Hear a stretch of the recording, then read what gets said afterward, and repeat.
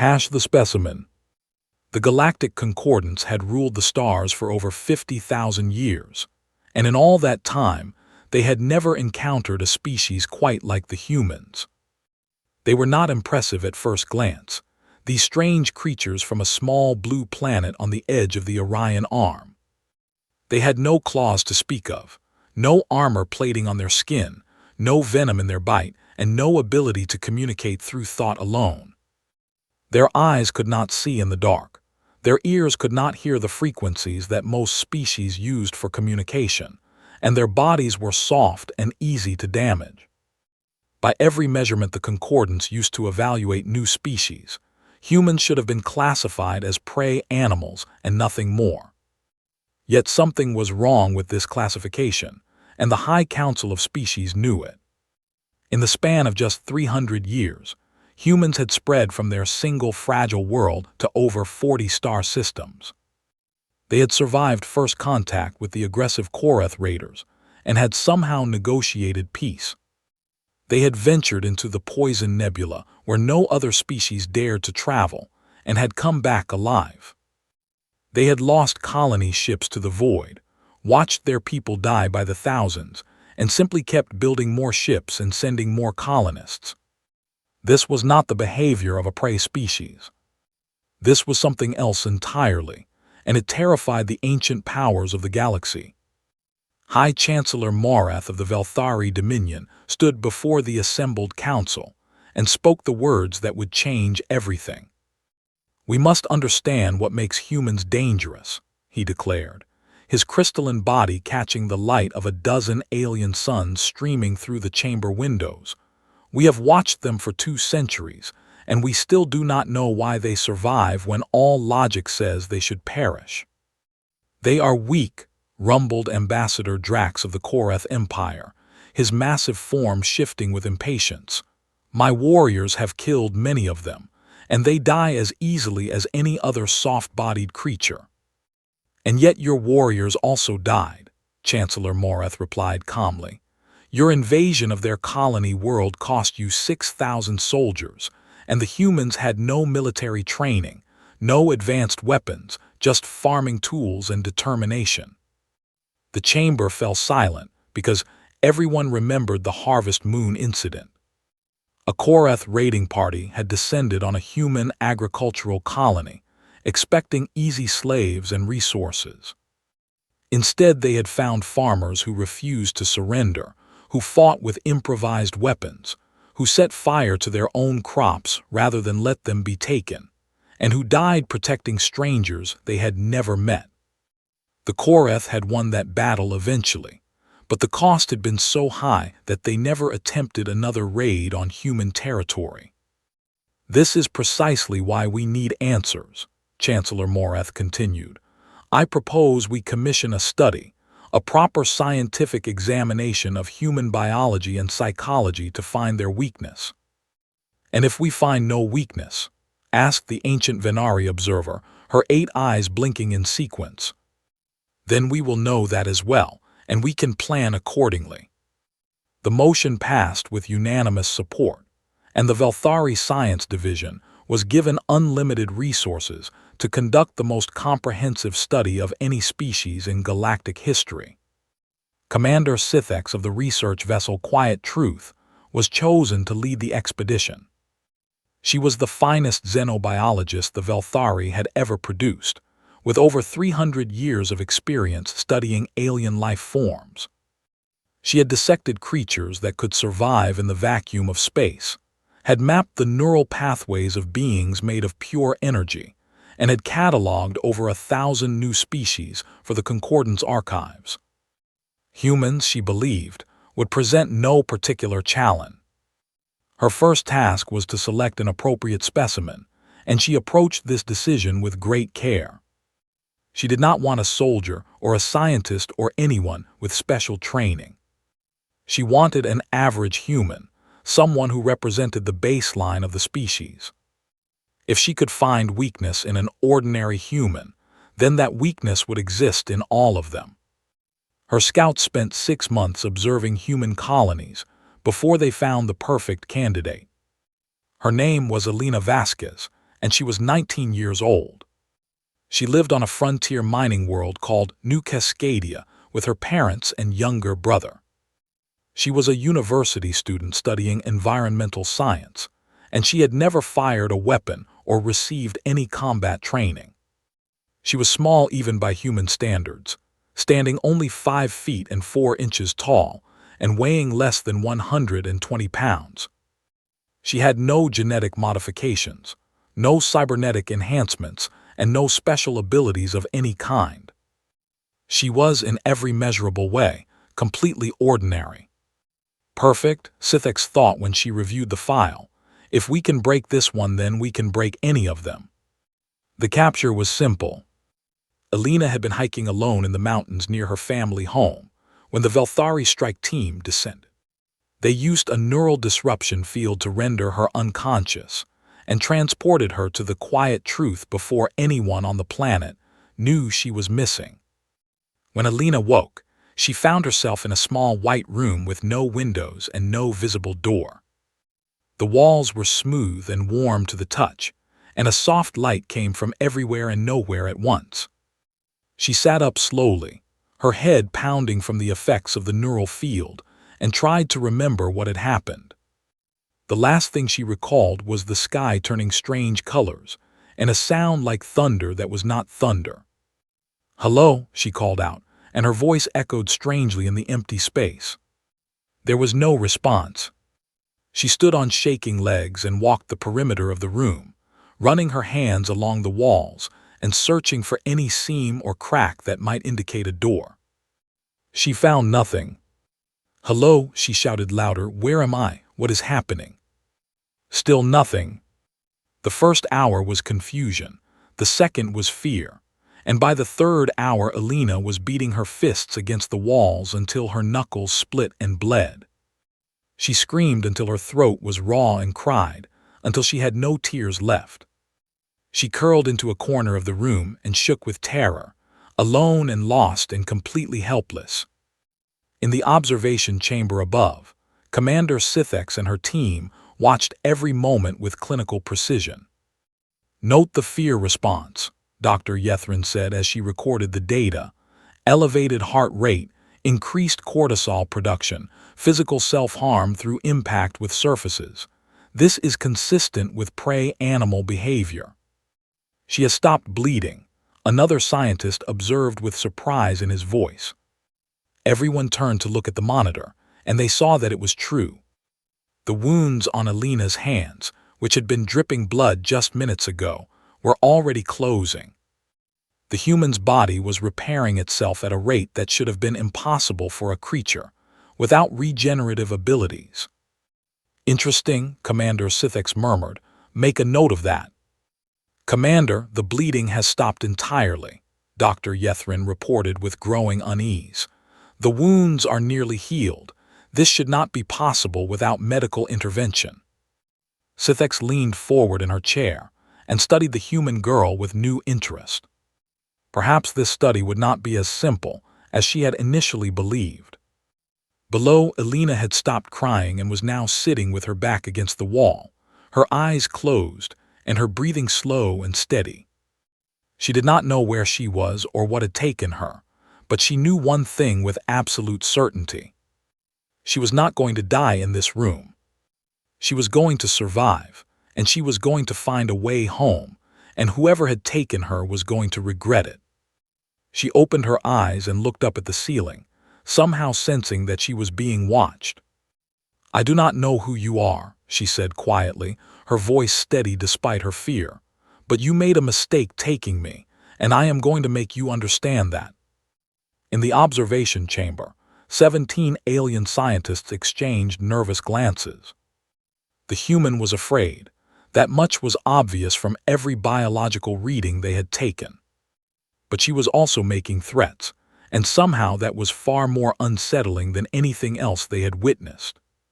Commander Sithix made her own note in the file, one that would prove prophetic in the days to come. "Subject displays unusual psychological resilience," she wrote. "Recommend extended observation before beginning formal trials." She did not know it yet, but she had just captured the most dangerous creature she would ever study. And by the time she understood what Alina Vasquez truly was, it would be far too late for any of them. The trials of flesh. The physical examinations began on what Alina guessed was her third day in captivity. Though it was impossible to know for certain because there was no day or night in the White Room. She had been given water through a small opening in the wall and a strange paste that tasted like nothing, but seemed to satisfy her hunger. She had slept twice, each time waking with the desperate hope that this had all been a nightmare. But the white walls were always there, and the soft humming sound that filled the air never stopped. On the third day, a section of the wall simply vanished, revealing a corridor of the same featureless white. Alina stood slowly, her muscles stiff from sleeping on the hard floor, and stared at the opening with suspicion. "Where does this lead?" she asked the empty air. A voice responded, and it was unlike anything she had ever heard before, like crystals grinding together to form words. "You will walk forward and enter the testing chamber, human specimen." "My name is Alina," she said firmly, "not specimen." There was a pause, and then the voice spoke again with what might have been confusion. "You will walk forward, Alina." She considered refusing, but what would be the point? She was trapped on what she assumed was an alien vessel, surrounded by creatures with technology far beyond anything humans had developed, and her only real choice was between cooperation and whatever punishment they might inflict for disobedience. So she walked forward, her bare feet cold against the smooth floor, and she promised herself that she would learn everything she could about her captors. Knowledge was power, her father had always told her, and right now she needed all the power she could get. The corridor led to a larger room, and this one was not empty. Strange machines lined the walls, covered in lights and symbols she could not read, and in the center of the room stood three creatures that made her stop and stare in horrified fascination. They were tall, nearly 7 feet each, and their bodies seemed to be made of living crystal. She could see light refracting through their limbs, casting tiny rainbows on the walls, and their faces were smooth and featureless except for 2 large eyes that glowed with soft blue light. "Do not be afraid," one of them said, and she recognized the grinding crystal voice from before. "We do not intend to cause you permanent harm." "That is not very comforting," Alina replied, but she forced herself to stand straight and meet those glowing eyes. The creatures exchanged glances, and she got the impression that they were communicating in some way she could not perceive. "You are remarkably calm for a prey species facing unknown predators," one of them observed. "Who says I am calm?" Alina asked. "My heart is beating so fast I can hear it in my ears, and my hands are shaking, but I have learned that panic does not help anything." More glances were exchanged, and one of the creatures made a note on a device that floated beside it. "We will begin with thermal tolerance testing," the lead creature announced. "You will be placed in an environment that will cycle between extreme cold and extreme heat, and we will monitor your biological responses." Before Alina could respond, the floor beneath her feet shifted, and she found herself sliding into another chamber. This one was smaller, barely large enough for her to lie down, and the walls were a dark metallic gray instead of white. The temperature dropped immediately. Alina gasped as the cold hit her like a physical blow, her breath forming clouds in the suddenly frigid air. She wrapped her arms around herself and began to shiver violently, her teeth chattering so hard she feared they might crack. The cold grew worse with every passing minute, and soon she could feel ice forming on her eyelashes and the tips of her fingers going numb. She stamped her feet and rubbed her arms and did everything she could think of to generate heat, but the temperature continued to fall. She thought about the survival training her uncle had given her when she was younger, back when they used to go camping in the mountains of New Cascadia. "Movement is life," he had always said. When you are cold, you must keep moving because the moment you stop is the moment you start to die. So Alina began to exercise. She did jumping jacks and ran in place and did push-ups against the freezing floor until her muscles screamed for rest. The creatures watching from above noted her behavior with great interest. The subject is generating internal heat through physical activity, Dr. Yethrin observed. This is a known response in some species, but the sustained intensity is remarkable. Her core temperature has stabilized, another scientist reported. She should be hypothermic by now, but her body has adapted to the cold. Commander Sithix watched the monitors with growing fascination as the human girl continued to move, her body steaming in the frigid air. "Increase the cold by another 20 degrees, she ordered. The temperature dropped again, and Alina felt the difference immediately. Her movements became slower and more painful, and ice began to form on the walls around her. But she did not stop. She could not stop, because stopping meant death, and she had promised herself she would survive this. After what felt like an eternity but was actually only 4 hours, the cold began to fade. Alina collapsed against the wall, her body exhausted, and her lungs burning from breathing the freezing air. But she was alive, and when she looked at her hands, she saw that her fingers, though red and painful, had not turned black with frostbite. Then the heat came. It started gradually, a gentle warmth that felt wonderful after the brutal cold. But it kept increasing, and soon Alina was sweating in the oppressive heat. The air became thick and hard to breathe, and the metal walls began to feel hot to the touch. She moved to the center of the room where it was slightly cooler and lay flat on the floor, spreading her body out to dissipate as much heat as possible. She slowed her breathing and tried to remain as still as she could, conserving energy and minimizing heat generation. The creatures watching noted this change in strategy with alarm. "She has modified her behavior to suit the new conditions," Dr. Yethrin said, her crystalline voice carrying an edge of disbelief. "She was hyperactive in the cold and is now nearly motionless in the heat." "Humans are endothermic," Commander Sithix murmured, "but this level of behavioral thermoregulation is beyond what our models predicted." The heat test lasted another 6 hours, and by the end, Alina was dehydrated and barely conscious. But she was still alive. When they finally returned her to the white room and gave her water, she drank greedily and then slept for nearly a full day. The next test was starvation. They simply stopped providing food, giving her only enough water to survive. At first, Alina barely noticed, too exhausted from the thermal trials to feel hungry. But by the 3rd day without food, the hunger became impossible to ignore. Her stomach cramped painfully, and she found herself thinking about food constantly, remembering every meal her mother had ever cooked and every treat she had ever eaten. By the 6th day, she was weak and dizzy, spending most of her time lying down to conserve energy. The creatures expected her to beg for food or to show signs of mental breakdown.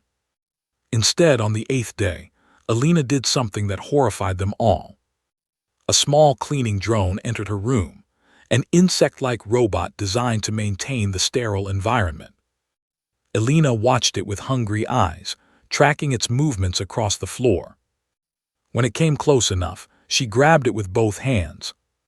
The drone struggled, its mechanical legs scraping against her skin, but Alina was desperate and desperation gave her strength. She smashed the drone against the floor until it stopped moving, then pried open its casing with her fingernails. Inside, she found biological components, organic material that the Velthari used to power their simpler machines. Alina did not hesitate. She ate the organic components, chewing and swallowing as fast as she could despite the terrible taste.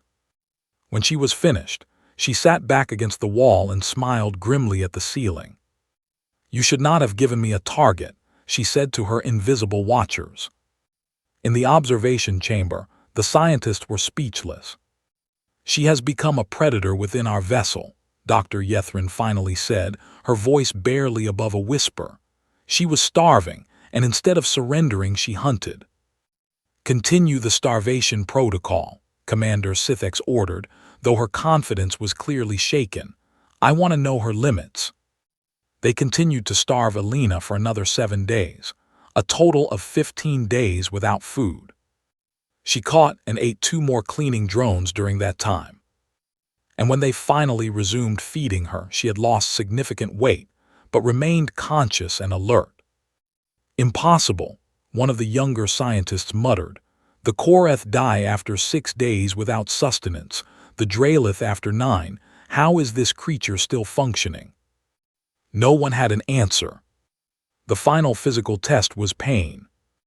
They used targeted neural stimulation to cause pain without physical damage, carefully increasing the intensity while monitoring Alina's responses. She screamed, she wept, she begged them to stop. At the highest settings, her body convulsed involuntarily, and she lost control of her bladder. But through it all, something in her eyes never broke. And when they finally ended the test and asked her how she felt, she looked up at the observation window with blood dripping from where she had bitten through her own lip. "Is that all you have?" she asked. Her voice was hoarse and broken, but there was something in it that made Commander Sithx feel cold for the first time in her 300 years of life. "Note for the record," the commander said quietly, "physical trials have failed to identify a critical weakness in the human specimen. Recommend proceeding to psychological examination." She did not add what she was truly thinking, which was that she was beginning to wonder if humans had any weaknesses at all. The trials of mind. The physical tests had shaken Commander Sithx more than she cared to admit, but she remained confident that the psychological examination would reveal the weakness they sought. After all, the human girl had wept during the pain trials and had screamed during the thermal tests. She was clearly capable of fear and suffering, which meant her mind could be broken even if her body could not. Dr. Yethrin disagreed with this assessment, but she kept her doubts to herself as she prepared the first psychological protocol. She had studied thousands of species over her long career, and she had learned to recognize the signs of a truly dangerous mind. Alina Vasquez had those signs, though Yethrin could not yet explain exactly why. The first test was isolation. Alina was placed in a chamber of absolute sensory deprivation, a room where no light could enter and no sound could penetrate, and even the air was still and without temperature. She floated in a suspension field that removed all sensation of touch, leaving her completely alone with nothing but her own thoughts. Most species could survive this environment for a few hours before beginning to hallucinate. After a day or 2, the hallucinations would become permanent. After a week, most minds simply shattered, unable to cope with the complete absence of external stimulation. The Velthari kept Alina in the darkness for 30 days. They monitored her brain activity constantly, watching for the telltale signs of psychological collapse. At first, everything proceeded as expected. Alina's brain showed increased activity as it tried to compensate for the lack of input, generating false sensations to fill the void. She talked to herself constantly, reciting poems she had memorized in school and singing songs from her childhood, and describing in detail every memory she could recall. By the 10th day, she was having conversations with people who were not there, holding elaborate discussions with her parents and her brother and friends from school. The scientists noted this with grim satisfaction, believing she had begun the descent into madness. But something strange happened around the 15th day. Alina's brain activity stabilized, and her vital signs returned to nearly normal levels. She stopped talking out loud, but the monitors showed that her mind remained intensely active. She was thinking, processing, adapting. When they finally released her on the 30th day, Alina emerged blinking into the light, thin and pale and trembling with exhaustion. But she was not insane. "How did you survive?" Dr. Yethrin asked, genuinely curious despite herself. "No creature we have ever tested has maintained sanity through that duration of sensory deprivation." Elena looked at the crystalline scientist with eyes that had seen nothing but darkness for a month. "I built a world inside my head," she said simply. "I told myself stories. I replayed every memory I had. I invented new memories when the old ones ran out. I had entire adventures and fell in love and watched my children grow up and died of old age surrounded by family." She paused and smiled slightly, though the expression did not reach her eyes. "It was not real, but it kept me company, and sometimes that is enough." The scientists had no category for this ability. Humans, it seemed, could generate internal reality so vivid and compelling that it could sustain them through conditions that destroyed other minds. They could live inside their own imagination when the external world became unbearable. It was a form of madness, perhaps, but it was a controlled madness, a useful madness. And it was terrifying. The second psychological test was designed to break down Elena's emotional defenses through targeted fear stimulation. Using advanced neural technology, the Valthari could project images and sensations directly into a subject's brain, creating experiences indistinguishable from reality. They began with simple fears, showing Elena visions of falling from great heights and being chased by predators and drowning in deep water. She responded with appropriate fear reactions, but recovered quickly each time, her mind somehow able to process and dismiss the experiences as unreal. So they escalated. They showed her the death of her family, forcing her to watch helplessly as her parents and brother were killed in front of her in 100 different horrible ways. They showed her the destruction of Earth, humanity's homeworld consumed by fire while billions of voices screamed in terror. They showed her own death, over and over, each time more painful and prolonged than the last. Elena wept until she had no more tears. She screamed until her throat was raw and bleeding. She begged them to stop, pleaded for mercy, offered to tell them anything they wanted to know.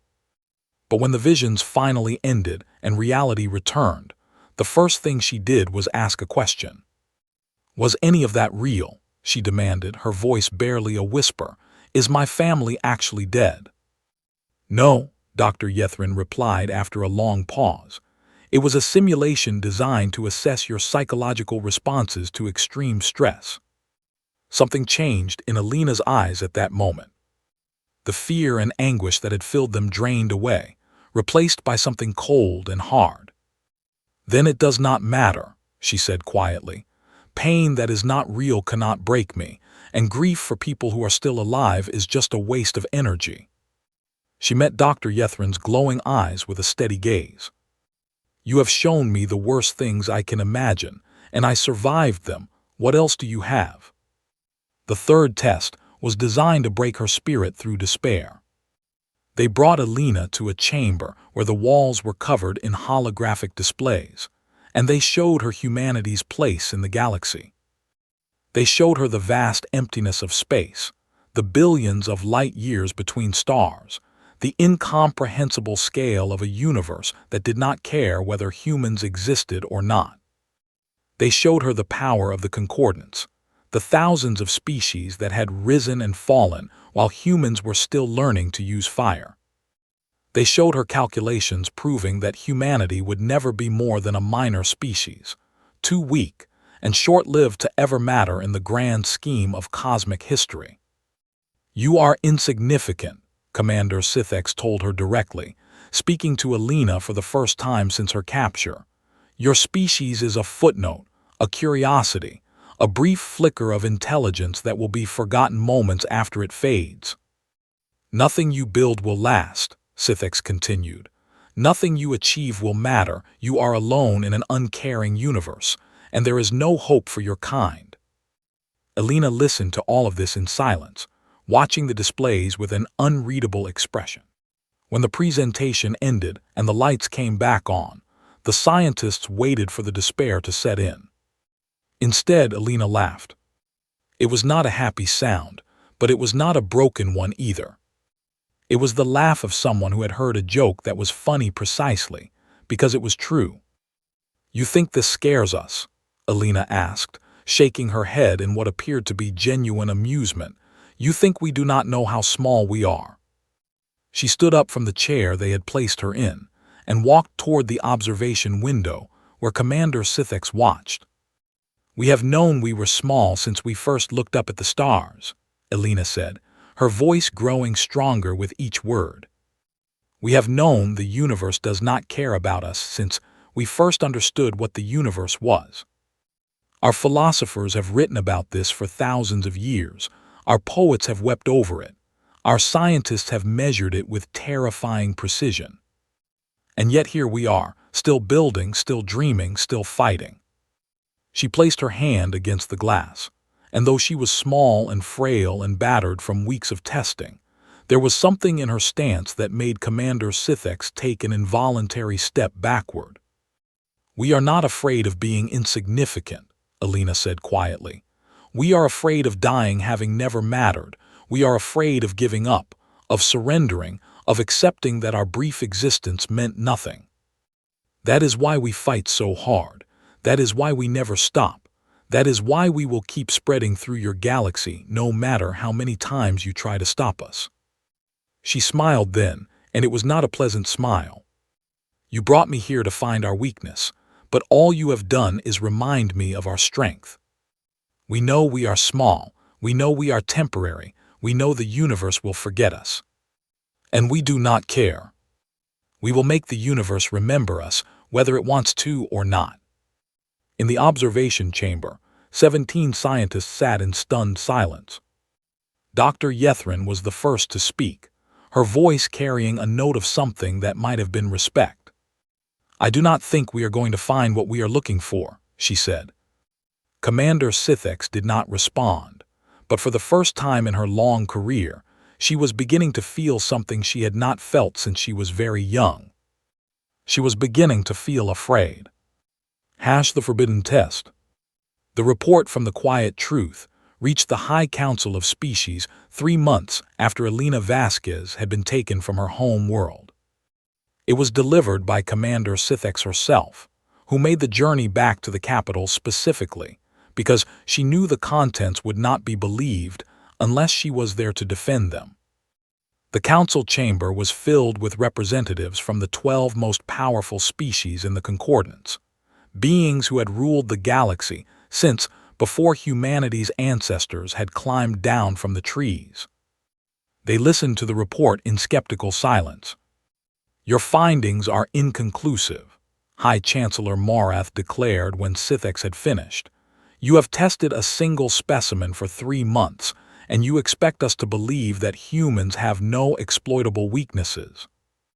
"I expect you to believe the data," Sithix replied calmly, "which shows that this supposedly average human has survived conditions that would kill members of most concordant species."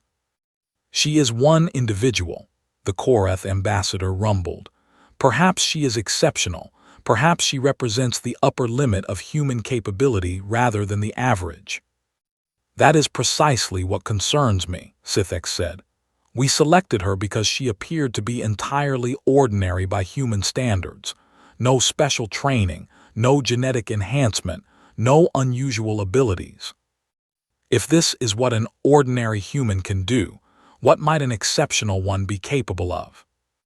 The chamber erupted in argument, with various representatives shouting over each other in a dozen different languages. High Chancellor Morath raised a crystalline hand and waited for silence. "There is one test we have not yet conducted," he said slowly. "One examination that might provide the definitive answer we seek." Sithix felt her internal temperature drop as she realized what he was suggesting. "Protocol Omega is forbidden," she said quickly. "The Ethics Council banned its use centuries ago after the incident with the Ythrani." "The Ethics Council can be overruled by unanimous vote of the High Council," Morath replied. and I believe the potential threat posed by humanity warrants such an exception." "What is Protocol Omega?" asked a younger member of the council who had not yet learned all the Concordance's secrets. It was the ancient Venari observer who answered, her 8 eyes fixed on some distant point that only she could see. "It is a test of violent capability," she said, her voice carrying the weight of terrible memory. "The subject is placed in a combat situation against a Vraxian war drone and forced to fight for survival. The Vraxians themselves were exterminated 3,000 years ago, but their war drones were preserved as the ultimate biological weapon. They are 600 pounds of armored muscle, venomous claws and predatory instinct, bred for millennia to kill and nothing else. No unarmed member of any known species has ever survived an encounter with one." The young council member paled visibly. "You want to kill the human," he said. "We want to see how she dies," Chancellor Morath corrected, "and in that death we will learn how her species can be defeated." The vote was called, and though several members expressed reservations, the result was unanimous. Protocol Omega was authorized. Alina was taken from her cell without explanation and led through corridors she had never seen before. Her captors seemed nervous, their crystalline bodies flickering with colors she had learned to associate with stress and uncertainty. She did not ask where they were going because she doubted they would tell her, and because she had learned that maintaining her composure was one of the few weapons she still possessed. The corridor ended at a massive door, far larger than any she had seen on the vessel. It opened slowly, revealing an arena of black stone lit by harsh white lights. The space was perhaps 100 meters across, filled with obstacles and structures that seemed designed to provide cover. And at the far end, held behind a shimmering energy barrier, was the largest living thing Alina had ever seen. It was reptilian, or something like reptilian, with scales that gleamed like black metal and claws that looked capable of tearing through steel. Its eyes were empty of anything but hunger, and when it saw her, it let out a roar that made her bones vibrate. Alina stopped walking and stared at the creature, her mind struggling to process what she was seeing. "You will fight," Commander Sithex's voice came from somewhere above. "The barrier will drop in 60 seconds. "That thing will kill me," Alina said, surprised by how calm her voice sounded. "That is the expected outcome," Sithix admitted, "but perhaps you will surprise us again." Alina looked around the arena, taking in every detail with desperate intensity. There were columns of stone she could use for cover, sections of wall she might be able to climb, debris scattered across the floor that might serve as weapons. None of it would matter against a creature like that, but she would not give up.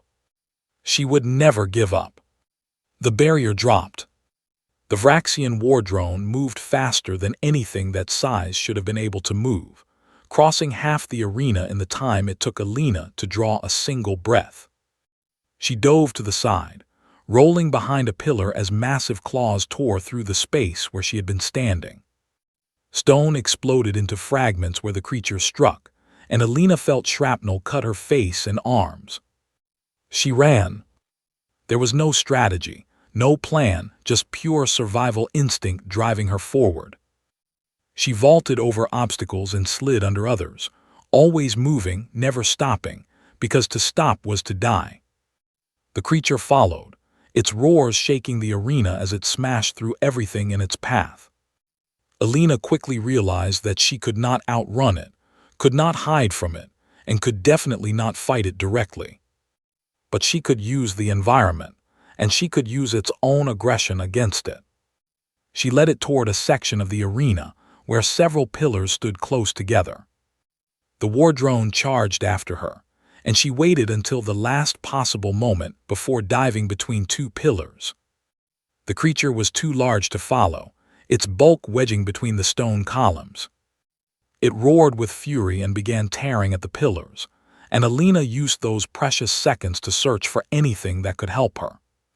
She found a piece of broken stone with a sharp edge, perhaps 2 feet long and pointed at one end.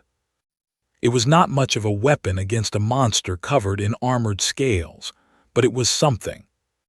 The war drone freed itself and came for her again. This time, Elena did not run. She had noticed something during the chase, a pattern in the creature's attacks. It always lunged with its right claw first, overextending slightly when it struck. It was a tiny weakness, probably insignificant against prey that fled in terror. But Elena was not fleeing anymore. She waited as the creature charged, watching those empty eyes, timing its movements. When it lunged with its right claw, she did not dodge away. She stepped forward, inside its reach, close enough to feel the heat of its breath. The claw missed her by inches, and for one brief moment the creature was off balance. Its neck exposed. Elena drove the stone spike into the soft flesh beneath its jaw, putting every ounce of strength she had behind the blow. She felt the spike sink deep, felt hot blood spray across her hands and face, felt the creature's roar cut off into a gurgling gasp. The war drone collapsed, and Elena fell with it, still holding the stone spike that was now embedded in its throat. She lay there in the growing pool of alien blood, too exhausted to move, too shocked to fully understand what she had done. In the observation chamber far above, 17 scientists sat in absolute silence. The fight had lasted 11 minutes. In 11 minutes, an unarmed, malnourished, exhausted human girl had killed the most dangerous predator in known space. Commander Sithx was the first to speak, and her voice was barely recognizable. "Get her out of there," she ordered. "Treat her wounds, give her food and rest." "Commander," one of the younger scientists asked in confusion. "Just do it," Sithx snapped. She turned to Dr. Yethrin, who was staring at the monitors with an expression of complete shock. "Begin preparing the final report," Sithx said quietly. "I believe we have found our answer." "What answer is that?" Yethrin asked. Sithx looked back at the arena, where medical drones were already extracting Elena from beneath the war drone's corpse.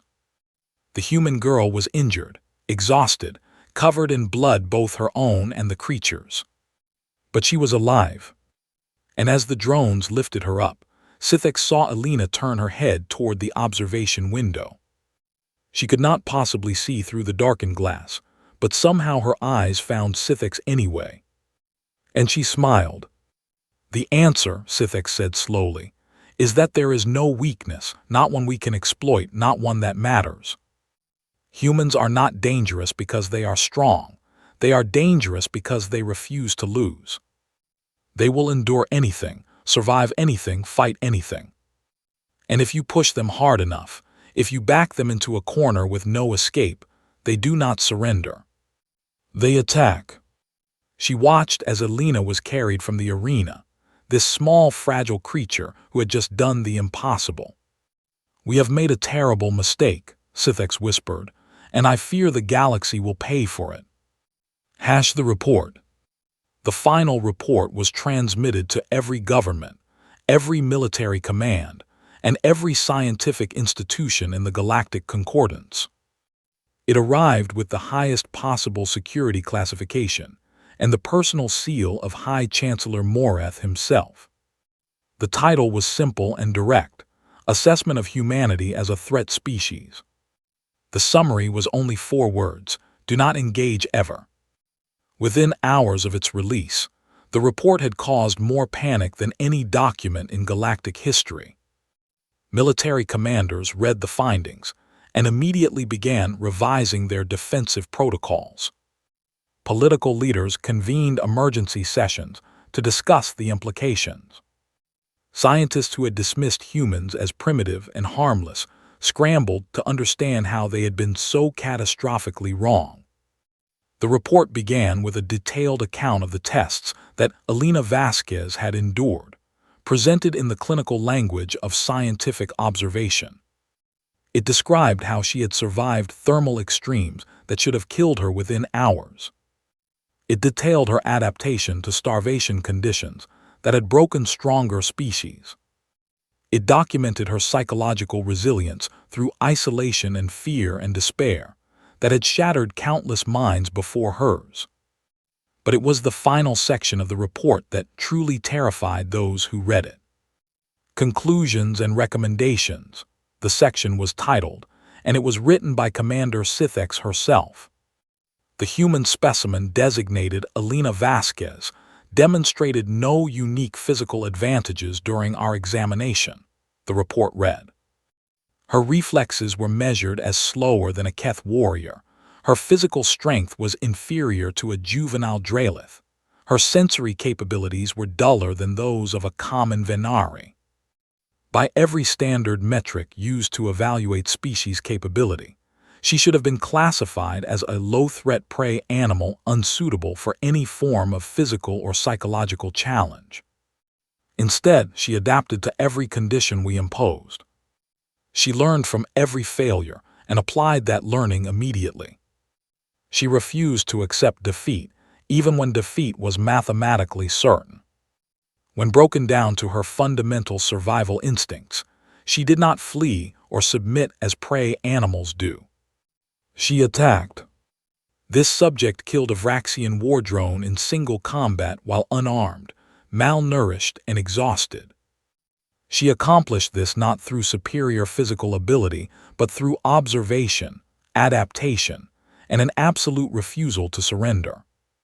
The war drone was faster, stronger, better armed, and better armored in every conceivable way.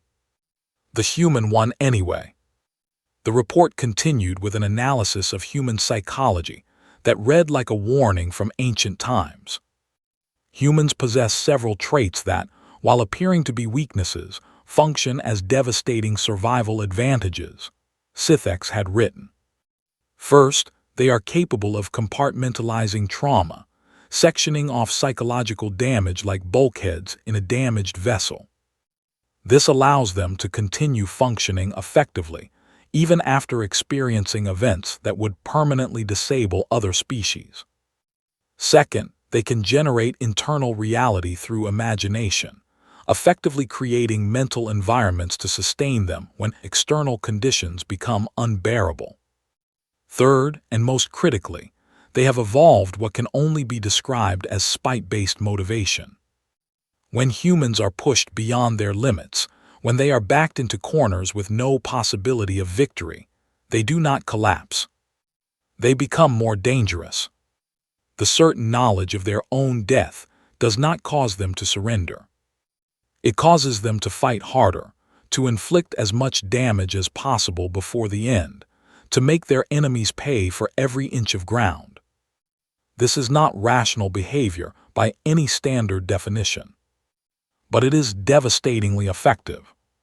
The recommendation section of the report was the shortest part, but it echoed through the halls of power across the galaxy. Humanity cannot be conquered through conventional means. Their individual weakness is irrelevant because they do not fight as individuals. They fight as a species, each one willing to sacrifice for others, each one capable of extraordinary endurance and adaptation. They are not the strongest species we have encountered, nor the smartest, nor the most technologically advanced. But they may be the most dangerous.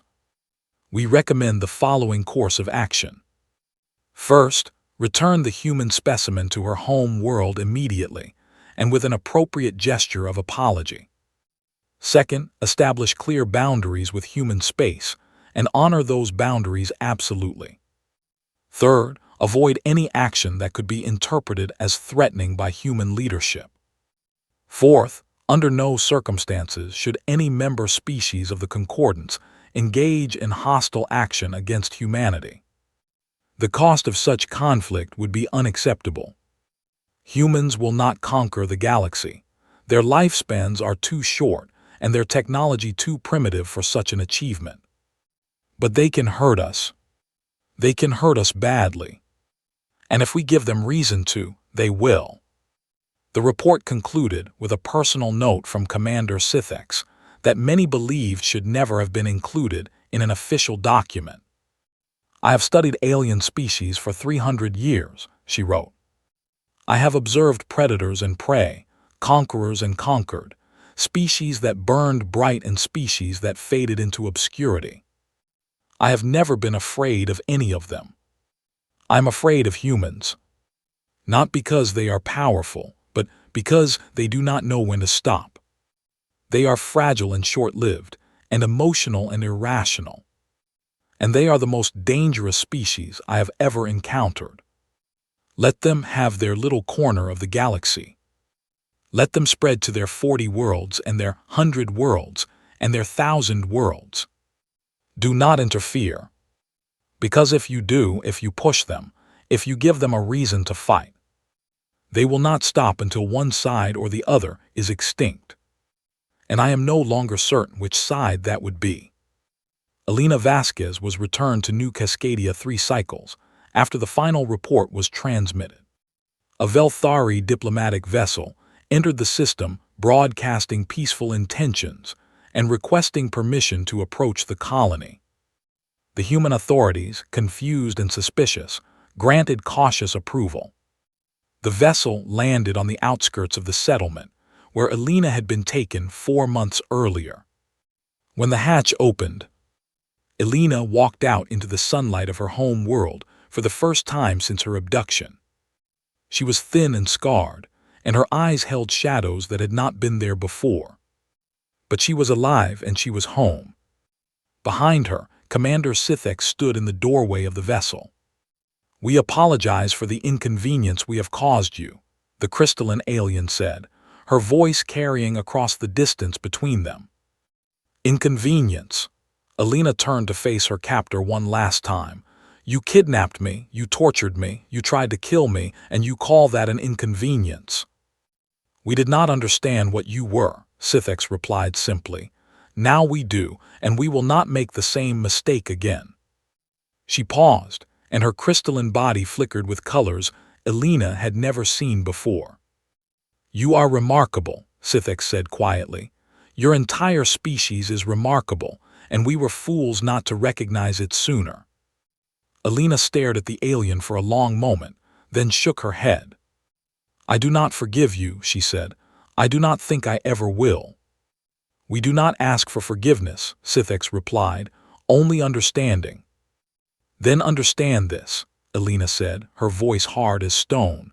"If you ever come for another human, if you ever take another one of us, we will find out. And we will come for you. Not with diplomacy, not with negotiation.